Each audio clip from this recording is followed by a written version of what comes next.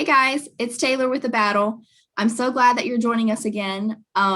This is my friend Lexi. Hey. I am so excited that she is joining us today because I want to talk about something that I feel is very important and just needs to be talked about, needs to be said. It's almost the end of Black History Month, and I wanted to talk about Black mental health. I do not directly relate to this. This is not about me. So that's why Lexi was so nice enough to join me and talk about her experience with her mental health, going through depression, and what it is like having depression in the Black community. Right. Lexi, thank you so much for joining me. You're welcome. And just so you guys know, me and Lexi have been friends since middle school. Middle school, yep. It has been a long time coming, and I truly, truly love this girl. Like I said, I'm so excited to have you on my channel. You're welcome. I'm excited too, because this is, like you said, it's very important, and this is something that we really need to talk about to make it aware as well. Yeah. So, Lexi, with as much as you're comfortable sharing, tell me your story. Tell me about what mental health struggles that you've been through, your struggles with depression, and just what you've been through.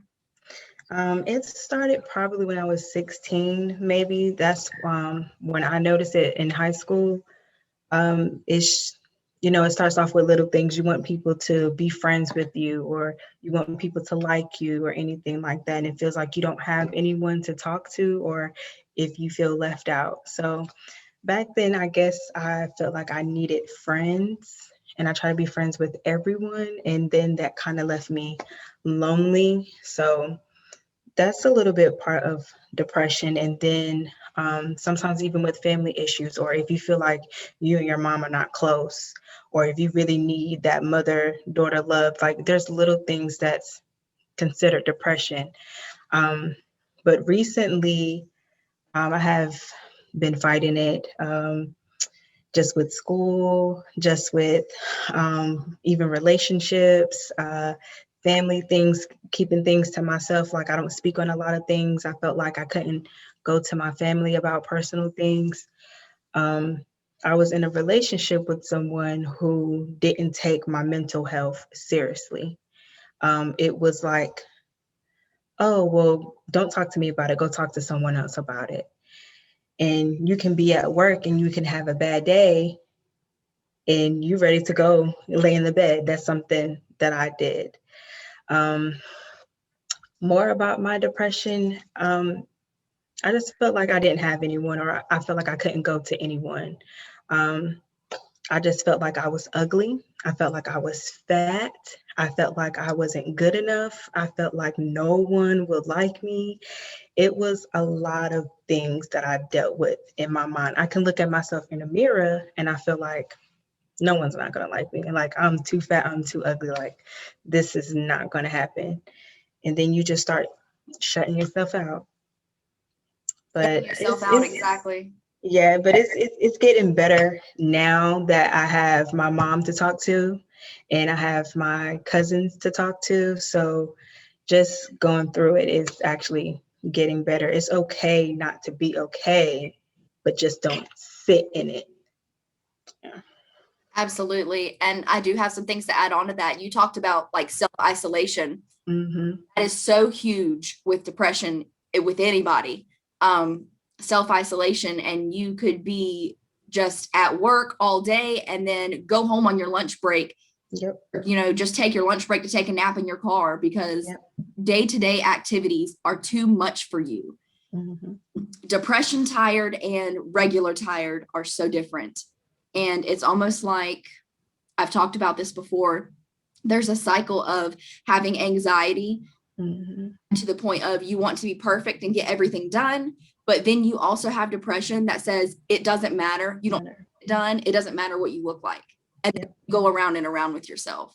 So I totally get that. So you said you feel like you have your mom to talk to now and some of your cousins. Yes. Did you ever feel like there was a stigma in your community to where you couldn't talk to your mom and people just maybe thought you were faking it and people just thought that you just needed to toughen up and you needed to put your feelings on the back burner? Let's go back to like high school. Like whenever you think like you can't talk to anyone, back then, and especially in the Black community, like it's the what are you depressed for? You're in school. You don't have no reason to be depressed. Like we got a roof over your head. Like you don't need to be depressed. Even though my mom hasn't said that to me, but talking to other people that I know, that's the number one thing that is going on. So that's why a lot of people feel like they cannot talk about their depression because of that. Like you may be judged. But now I have my older cousins that I can talk to. I have my mom that I can talk to. She is very good on trying to get me to speak with a therapist. And that's another thing too. Like some of us as Black people, we feel like if we go talk to a therapist, we're crazy. I thought the same thing too. Like, why do I need to go talk to a therapist, someone I don't even know about my feelings? So now, I mean, I have them to talk to, but it's better to talk to someone that doesn't know you. Absolutely, because then they won't know your entire life story, and they're also trained to know that mental illness and depression is real. It's not just some made up thing to make others feel bad for you. Right, Your mental health is just as important as your physical health, right. because just like having poor physical health can kill you, having poor mental health can kill you. Mhm. And I just want everybody who watches this video to realize and understand that it doesn't matter what community you're a part of, what race you are, what gender you are. Mental health is a thing that needs to be talked about more, and depression especially. And it's not some made up thing that you can just get over and stay. Exactly. You need constant help. You need therapy. A lot of people need medicine. Mhm. It's not just this thing that, well, tomorrow will be better, Mhm. you know? So that's awesome. I mean, thank you for sharing that with me. I actually have written down some facts that I've researched, just again, because I can't relate to this topic directly. Right. Relate to the topic of depression. Right. I've went through severe depression, but I cannot relate to depression in the Black community and how it's different from depression in other communities. So I've done some research, and I wanted to state some facts to you and just see how you feel about them and how you can personally relate to them. Yeah. So research indicates that Black Americans are 20% more likely to have psychological distress than white Americans, yet they're less likely to seek mental health services. Why do you think the Black community is not reaching out to these mental health services and to therapy? And that goes back to where I was saying that some of us feel like if we go talk to someone, we're crazy. You already think that we're crazy anyway for being depressed. So why should we go talk to a therapist about our issues so they can make us feel crazier or put us on medicine that we may not even need? So me personally, I feel like that's one of the reasons, like, again, why should I go talk to a therapist so you can make me feel crazy and put me on medicine? You think that maybe going to talk to a therapist, they might kind of exaggerate some of the symptoms you're having Exactly. completely. Exactly. And I think to tell me if you've experienced this. I think what I was getting from my research online, that a lot of times whenever the Black community is faced with depression, they find that their parents, grandparents, brothers, sisters, whoever will dismiss their symptoms. Mm-hmm. Oh, you're not depressed. Oh, why are you being so lazy? Why Mm-hmm. shower? You haven't showered in 4 days. Mm-hmm. That's what depression does to you. So did you find that your family members or your cousins or whoever was ever dismissing your symptoms and just telling you that it's all in your head? I don't think they dismissed it. I think at a younger age, whenever we know we feel some type of way about things, like sometimes we can really nitpick to the point where you just be like, why are you even messing with me? And with me, that used to be me. I used to be very, very sensitive to everything. Like you can say something and you could just be jokingly playing and I wouldn't know and I would take it to the heart. So I honestly just feel like that's kind of where it's at that point. Right, totally. So another thing that I had researched and that I had is something that was brought to my attention. Only 2% of the American Psychological Association members identify as Black. So with that being said, only 2% of America's therapists, psychologists, anything like that regarding mental health services identify as Black. So you might want to have a therapist who looks like you, who has first-handedly experienced the struggles that you have been through. Mm-hmm. And unfortunately, with only 2% of those people being Black, that might not be an option for you. Mm-hmm. So do you think that that's why a lot of the Black community is not reaching out again to mental health services? Mm-hmm. And again, like you said, that is another reason why, because again, how can I put it? Why would I talk to someone who doesn't look like me? They may not understand me. Right. So exactly. That's another thing, as feeling crazy to go in to even speak to a therapist. And then why would I speak with someone who doesn't look like me? How can you tell me how I feel or understand how I feel if, we're not the same skin tone? Exactly. Because I mean, Black Americans face different scenarios, mm-hmm. and different things every single day that white Americans will almost never experience. Mm-hmm. No way that we could ever feel what you're feeling, especially after the year of 2020. So, there's just no way that we could ever experience what you've experienced and feel what you're feeling. So I think that it's just so important that there be somebody like a psychologist or a therapist that can be there for you. Because a lot of people don't feel like they can talk to their families. Right. So like you said, you might want to talk to somebody who looks like you so they can fully understand. And so you can fully express what you're going through. Because I feel like maybe if you, now to correct me if I'm wrong, but if you let's say you went to a white therapist, you kind of shy away at telling her maybe the racist comment that said to you or something. Exactly. Because it's not going to matter to her. Right. Yes. I think that that's also huge. And I think another thing to kind of end the stigma around depression in general and depression in the Black community, let's get comfortable with being uncomfortable. Let's talk about it. Mm-hmm. Get educated. If I'm wrong, correct me. Mm-hmm. Let's get educated about things and be open-minded.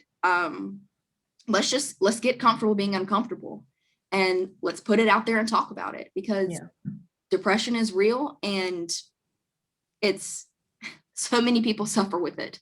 Yeah. And I just feel like even with me, I didn't feel like that I had anyone to talk to. Like sometimes we don't even want to admit that we're depressed because we don't want to feel crazy. Like it's okay to cry out of the blue moon. You probably had a bad day. It's okay to not be okay. It's okay to just shut your house, just shut everything down and just go in the room and just relax. Like it's okay to just not be okay. And I just feel like we don't want to admit about depression. Because it can be embarrassing. Mm-hmm. It can be extremely embarrassing. So I do have one more question for you. If you could meet your 16-year-old self back in high school, mm-hmm. you could tell her one thing about depression, what would you tell her? Speak up. I didn't speak up then. I just let things roll off. I just went in my room and cried, or I just knew that I wasn't okay. Like, speak up. It's okay. Again, it is okay to not be okay. It is okay to go speak to a therapist. At 16, I did not want to speak to a therapist. I went to therapy before and that didn't last long. Didn't want to go again. But it's okay to speak to someone outside of your family because you don't want to feel judged. So that's what I would have told my 16-year-old self. It's okay to not be okay, but speak to the therapist. Absolutely. And I think a lot of times, even with you going through depression so young, maybe you didn't fully understand what was going on with you. Right. Because personally, I did not experience depression that young. Right. I started experiencing depression around 2021, which is a little older.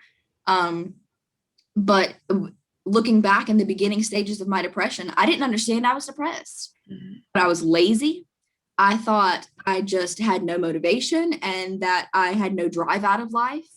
I thought that I was just miserable for no reason. Like you said, And here's the thing about depression. It's not always circumstantial. There's a lot of people who will say, what do you have to be depressed about? You have a car, you have a roof over your head. For example, somebody has told me, you have a husband who loves you, you have a car, you have a beautiful home, you have a job. What are you depressed about? You have no reason to be depressed. And I just want people to know that depression is not always circumstantial. There is billionaires who are depressed. Depression oftentimes can be a chemical imbalance in your brain.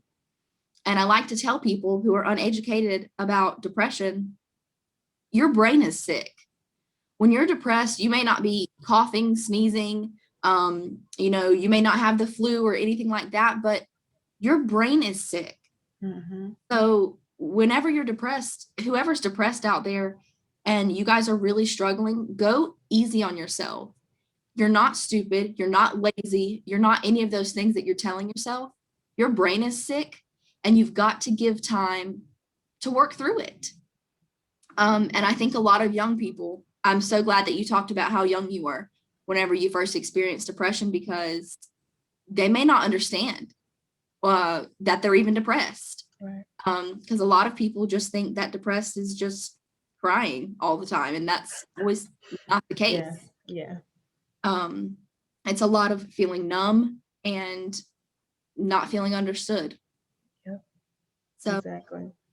Lexi, is there anything else you want to tell me about your story, or anything else that you want to tell anybody about depression regarding your community? It's okay to know the signs of your depression. It's okay to talk to someone. It's okay to talk to a close friend, someone that you trust, but do not sit in your depression because you will stay depressed.